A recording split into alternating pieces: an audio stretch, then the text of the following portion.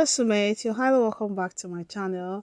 So in today's tutorial, I'm going to be showing you how to make this beautiful bubu dress with ruffles on the sleeve. So this is a butterfly dress and I was inspired by Chef Temi. I saw her wearing this for her baby bump and I love the dress and I decided to recreate it. So Chef Temi is a YouTuber. She's into cooking and baking and all of that. I know some of you know her.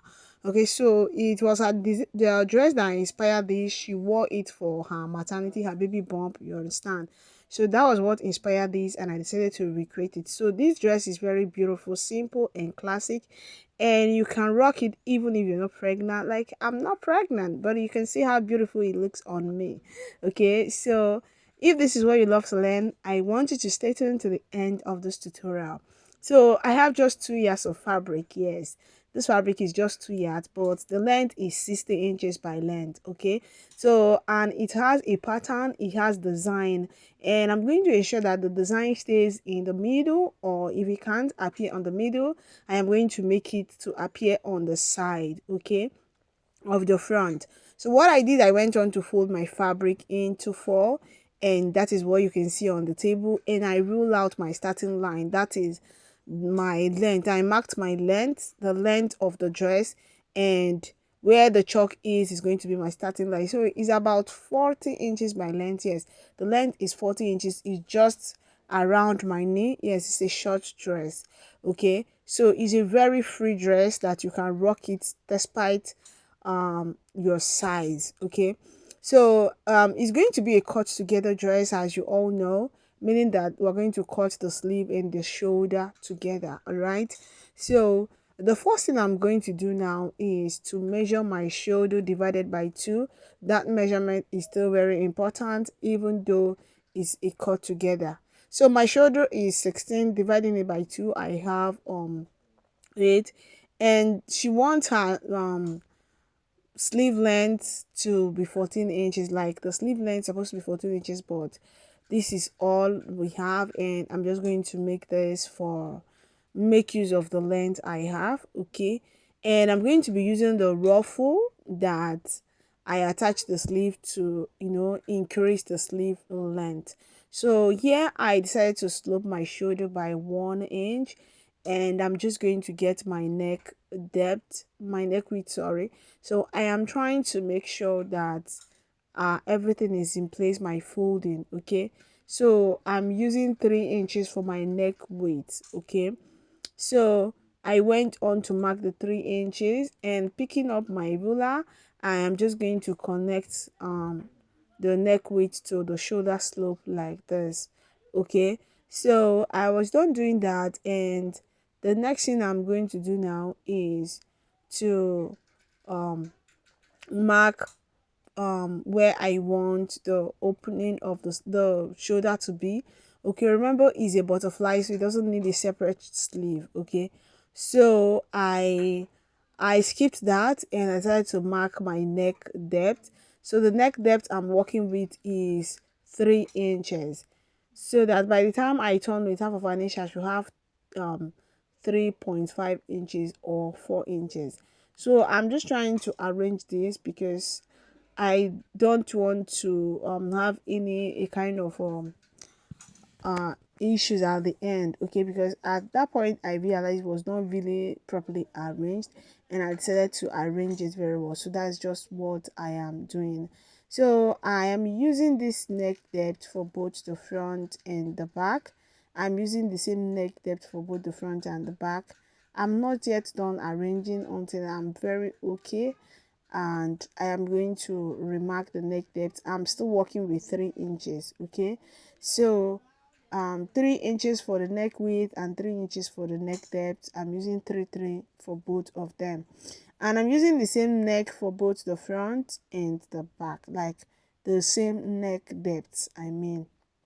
Okay, so now the next thing I'm going to do, I tried to secure it because the fabric was just giving me attitude, and I tried to use my pins to secure it properly.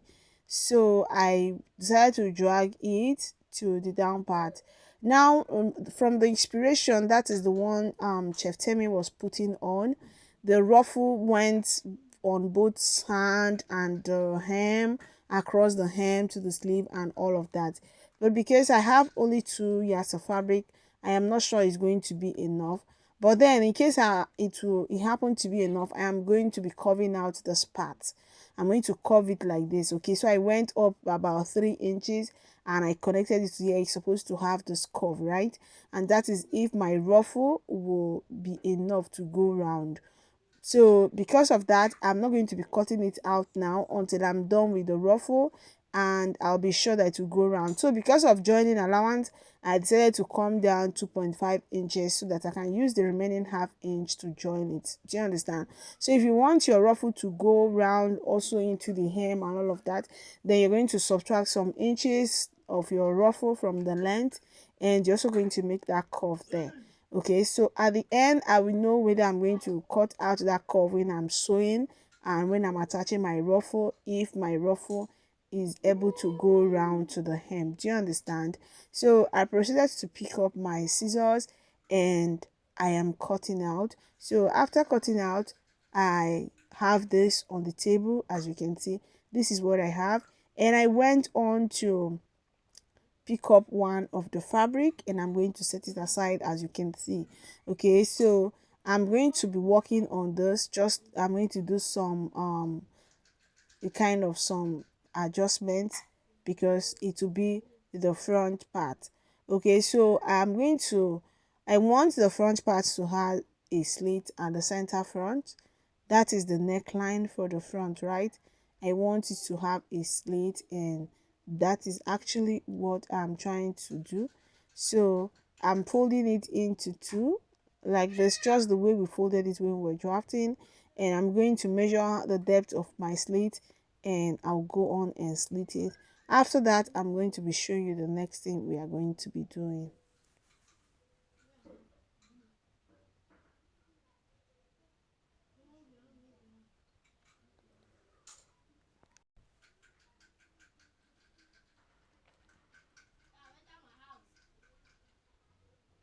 So I'm going to measure down 3 inches.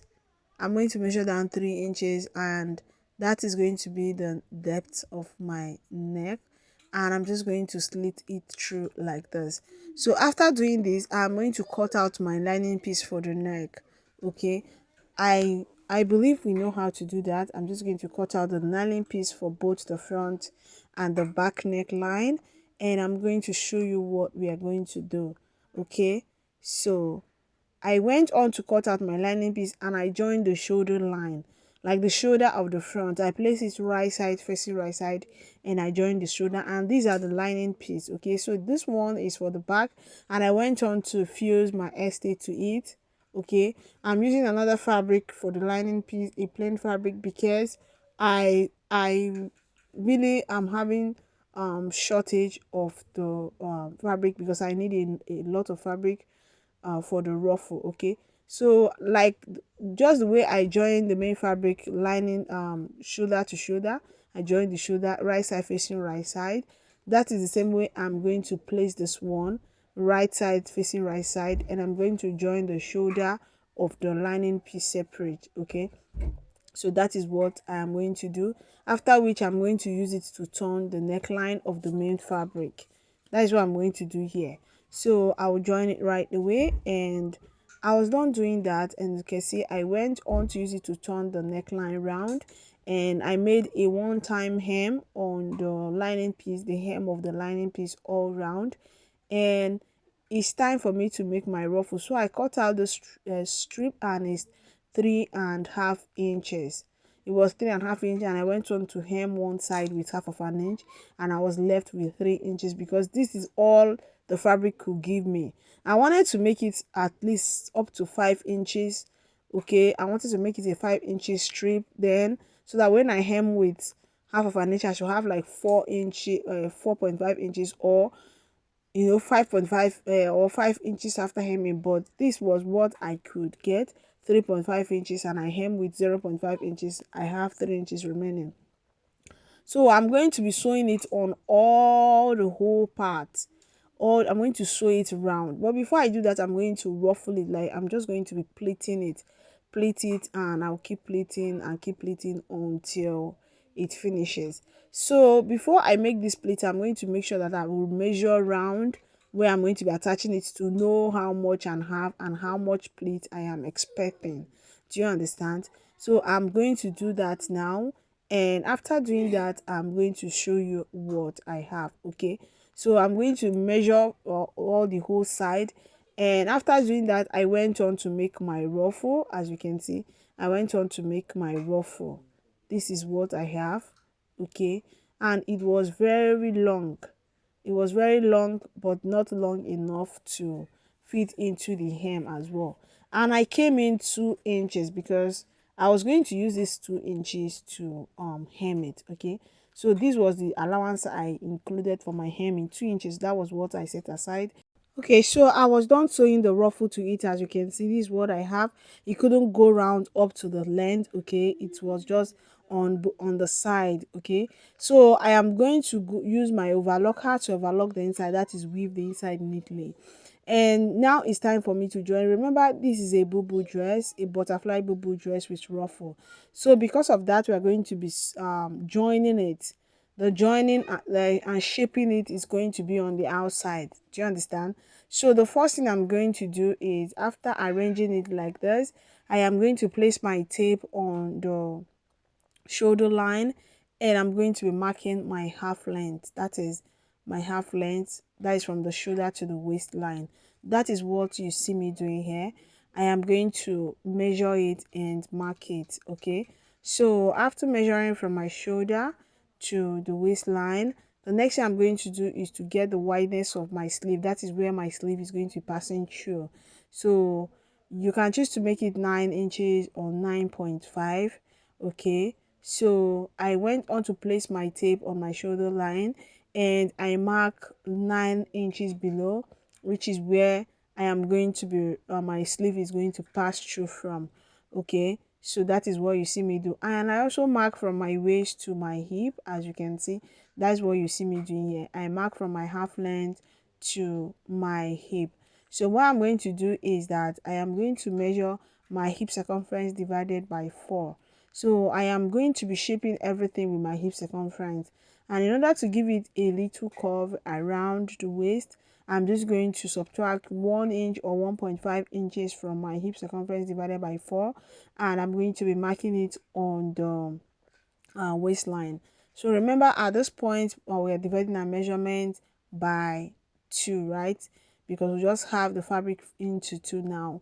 So I'm going to divide and mark, and whatever remain, I am going to share it on both sides. That's exactly what you see me doing here. Okay, so here, like I said, I am going to subtract 1 inch or 1.5 inches from my biggest measurement, which is my hip circumference divided by 4, and I'm going to be marking it on the waistline so that it gives that, curve. It just gives that small curve there so that it doesn't just stay straight. But if you want yours to, you want the hip circumference to be the measurement you include on all the side, it's also okay. It's up to you. All right, I don't think it's out of place. Is okay. Okay, but the owner of this dress is a young person, and there's no how she will not want the shape to come out a little, even with the fact that this is a bubo dress. Do you understand? So on the hip I went on to add 2 inches. I added 2 to 3 inches on the hip circumference divided by 4. I didn't use the exact hip circumference divided by 4. I added extra allowance to it. Okay, so you can add, I added extra allowance, like dividing the hip by 2 and adding extra 3 inches or 3.5 inches allowance. That's exactly what I did here, so that it gives that freedom, that it should be very free around the hip line. All right, so that is what I did, and I shape it out. Okay, so if you're doing this, ensure to use a school chalk that you can easily clean off. Okay, so I was done doing that, and I'm just cross checking to ensure that it is perfect. Since this dress doesn't have button nor zipper, it shouldn't be fitted too much. So I was done joining, and this is what I have. So the next thing I'm going to do is to hem this neckline, the line on the neckline, down with my hemming gum, and it's going to stay in place. And I will overlock like I earlier stated, and that will be the end of this beautiful dress. So you can see the dress is so simple and very easy to make, and you can rock it despite your age. So I also went on to hem the down line, the hemline, and this is the beautiful look of my dress. So you can see how gorgeous and beautiful it's looking. Thank you so much for watching, and don't forget to give us a thumbs up, like this video, and you can ask questions if you have any. Until I return another day with another beautiful tutorial, do take care of yourself, stay safe and stay blessed. See you. Bye.